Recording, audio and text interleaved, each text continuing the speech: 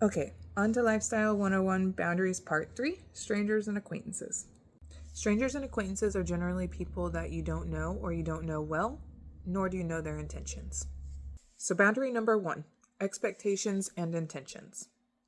In the lifestyle, it's really easy to accidentally cross a boundary and not even realize it. And a lot of people feel intimidated or afraid of confrontation. And so they don't want to say anything directly, but feel that there was something that went too far.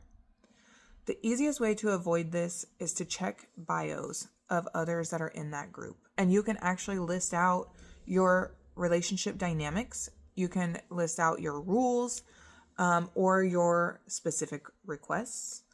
I use it in particular to list out our dynamics. That way I don't have people in my inbox that are trying to find a unicorn or trying to take me out only whenever we are a couple. We are a full package deal.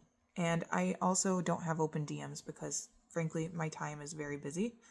I barely even reply back to the messages that I get, and it becomes overwhelming very quickly.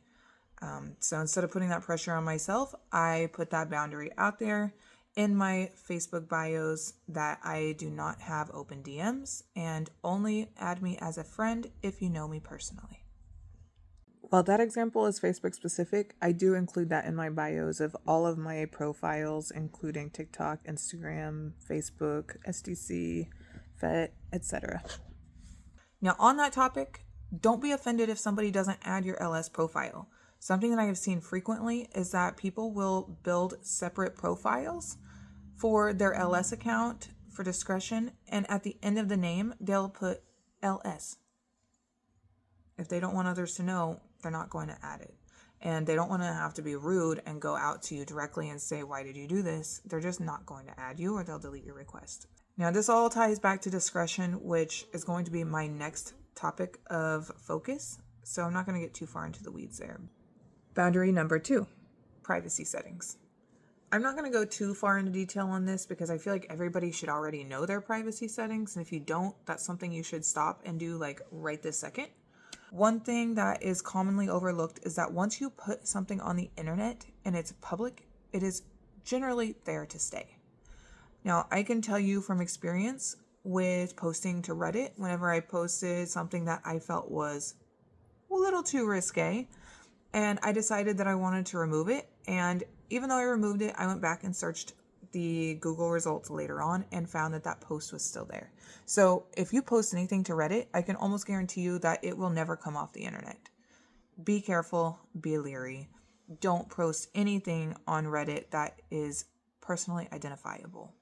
Okay, and then my third major boundary, blocking people. Whenever somebody crosses the line, I block them. If somebody posts hateful comments on my pictures or on my posts, I know that they don't have good intentions for me. I will immediately block. And I usually don't revisit that block list. You don't have to sit by and watch people do things that you don't agree with. It does not necessarily put you in a silo to remove them from your life and from your social circles.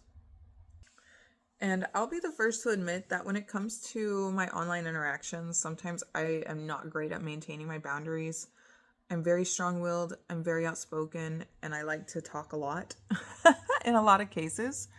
So trust me, I understand that it can be very, very difficult to set these boundaries and maintain them. But I will say that in the last few years, I have made it an imperative modification in my day-to-day, and it has helped significantly.